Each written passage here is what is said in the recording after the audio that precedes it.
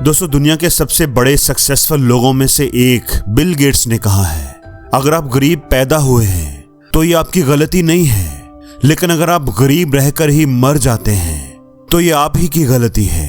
दोस्तों, कुछ लोग होते हैं जो बात बात पर पैसों का जिक्र करते हैं, जो अपने बैंक बैलेंस से ज्यादा खुद को अमीर दिखाने की कोशिश करते हैं।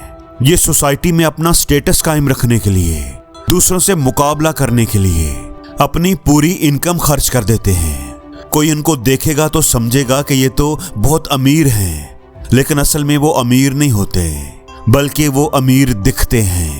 ये दरअसल नकली अमीर होते हैं और उनका माइंडसेट होता है पुअर माइंडसेट। दोस्तों, हर कोई जन्नत में तो जाना चाहता है, लेकिन कोई भी मरना नहीं चाहता। इसी तरह हर कोई कामयाब तो होना चाहता है, लेकिन उसके लिए मेहनत करने को तैयार नहीं होता। हर गरीब आदमी अमीर तो बनना चाहता है, लेकिन अपना माइंडसेट बदलने को तैयार नहीं होता। आज की वीडियो में हम बात करेंगे कि गरीब लोगों का माइंडसेट क्या होता है जो उन्हें हमेशा गरीब रखता है। चौथा पॉइंट बहुत ही इंपॉर्टेंट है, उसको मिस ना करना।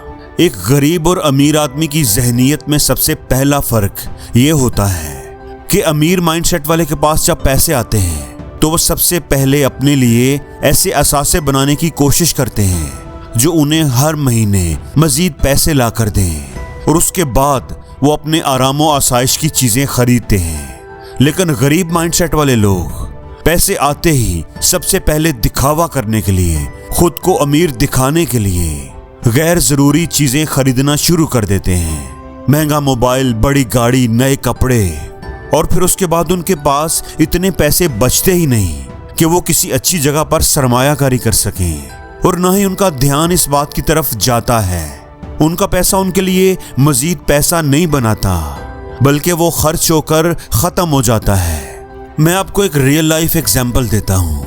किसी जमाने में हमारे दो पड़ोसी थे, एक का नाम था मोहसिन और दूसरे का मुनीब। मोहसिन के पास 2 मंजिला बड़ा सा मकान था। वो उस पूरे इलाके में सबसे खूबसूरत मकान था। उस मकान को बनाने में मोहसिन के वालिद ने अपनी पूरी जिंदगी की कमाई लगा दी थी।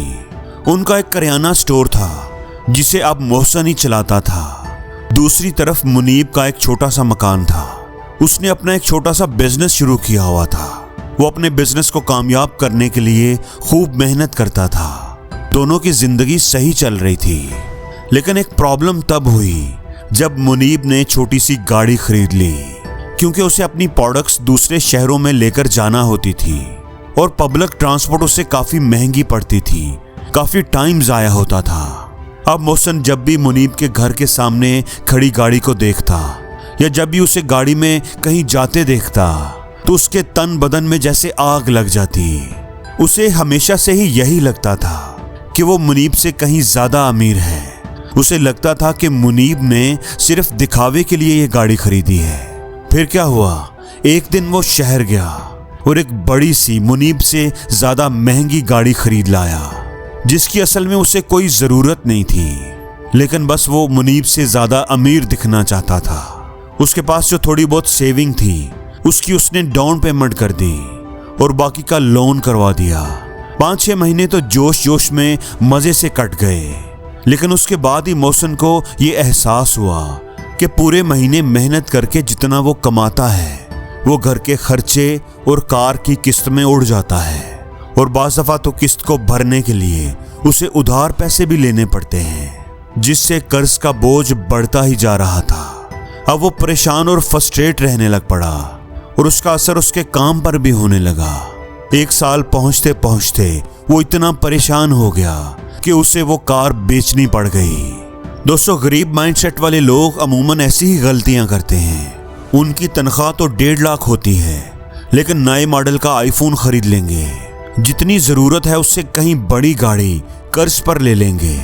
महंगे ब्रांडेड कपड़े खरीदेंगे, महंगे जूते खरीदेंगे। उनका फोकस अमीर बनने से ज्यादा अमीर दिखने पर होता है। वो अपने पैसे को काम पर नहीं लगाते, बल्कि उसे खर्च करते हैं, और यही वजह है कि उनके पास जितना मर्जी पैसा आ जाए वो एक दिन फिर से गरीब हो जाएंगे। रॉबर्ट कियोसाकी ने अपनी book rich dad poor dad में बताया था कि उनके अमीर बाप ने उन्हें हमेशा यही सिखाया है कि जो अमीर मेंटालिटी के रिच माइंडसेट वाले लोग होते हैं वो पहले सेव करते हैं, फिर उस पैसे को इन्वेस्ट करते हैं